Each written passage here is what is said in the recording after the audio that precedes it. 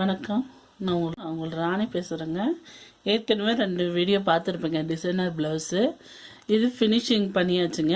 காட்டுறேன். பேக் அடித்தது கை அடித்தது மட்டும் தான் காட்டினேங்க. நான் ஃப்ரண்ட் அடிக்கிறது காட்டல பழைய வீடியோஸில். அது எப்பவும் போல் அடிக்கிறது தானே அப்படின்னு அடித்து ஜாயின் பண்ணி வச்சுருக்கேன். இப்போ இந்த டிசைனில் பாருங்கள், நான் கோல்டன் கலர் ஸ்டோன் ரெண்டு வச்சு கட்டியிருக்கேன். அதே மாதிரி கையிலையும் அந்த டிசைனுக்கு கோல்டன் கலர் ஸ்டோன் வச்சுருக்கேன். ஃப்ரண்ட்டில் நான் காட்டலைங்க. ஃப்ரண்ட் அடிக்கிறது ஏற்கனவே அடித்த வீடியோஸ் தானே. ஃப்ரண்ட் எப்பவும் போல் அடிக்கிறது தான், அதனால தான் நான் காட்டல. ஃபினிஷிங் இதுதாங்க. எல்லாம் முடிச்சுட்டு பேக்லலாம் இந்த டிசைன்ஸுக்கு இந்த ஸ்டோன் கோல்டன் கலர் ஸ்டோன் வச்சுருக்கேன். ஃபுல்லாகவே ஜாயின் பண்ணலாங்க. நான் செப்பரேட்டாக கட் பண்ணிட்டேன். கண்டினியூஸாக கோக்கலாம். அது கோக்கும்போது என்ன ஆகுதுன்னா, ஒன்று விட்டு போச்சுன்னா எல்லாமே வந்துடும், நூல் லாஸ்ட் வரைக்கும் வந்துடும். அதனால் என்ன பண்ணியிருக்கேன், ஒவ்வொன்றுக்கும் தனித்தனியாக நாட் போட்டு கட் பண்ணியிருக்கேன். நான் உள்ளே பார்த்தீங்கன்னா உங்களுக்கு தெரியும், உள் பக்கம் காட்டுறேன். ஒவ்வொன்றும் தனித்தனியாக நாட் போட்டிருக்கேன். ஏன்னா இவ்வளோ தூரம் ஒன்றுக்கு ஒன்று கேப் இருக்கிறதுனால இந்த இடப்பட்ட இடத்துல நூல் வரும். அது எதுலையாவது மாட்டி இழுத்துதுன்னா ஃபுல்லாக முத்துக்களும் கொட்டிடும், மணியெல்லாம் வந்துடும்.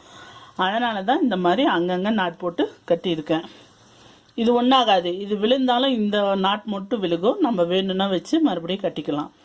அதுனா ஃபுல்லாகவே கொட்டிடும். கைக்கும் 2 கைக்கும் அதே கோல்டன் முத்து வச்சு பாருங்கள். இந்த இடத்துல 5 முத்து, இந்த இடத்துல 3 முத்து தொங்குற மாதிரி இருக்கணுங்கிறதுக்காக இந்த எட்ஜில் 3 முத்து கட்டியிருக்கேன். நூல் போட்டு தான் கட்டியிருக்கேன். தனித்தனியாக தான் கட்டியிருக்கேன் ரெண்டும்.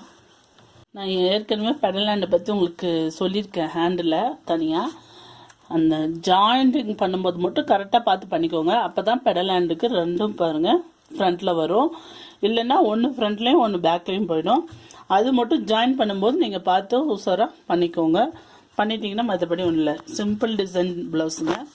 இது மாதிரி நீ வரக்கூடிய வீடியோஸில் நான் உங்களுக்கு ஒவ்வொன்றா சிம்பிள் டிசைன்ஸுக்கு போட்டு காட்டுறேன். இது பின்பகுதிங்க. பாருங்கள், நெக்குக்கு மட்டும் நான் டிசைன் பண்ணியிருக்கேன். சிலர் முதுகுக்கு ஃபுல்லாக வைப்பாங்க. அந்த மாதிரியெல்லாம் இருக்குது டிசைனர் ப்ளவுஸு. இனி நான் வரக்கூடிய வீடியோஸில் உங்களுக்கு ஒவ்வொன்றா போடுறேன்.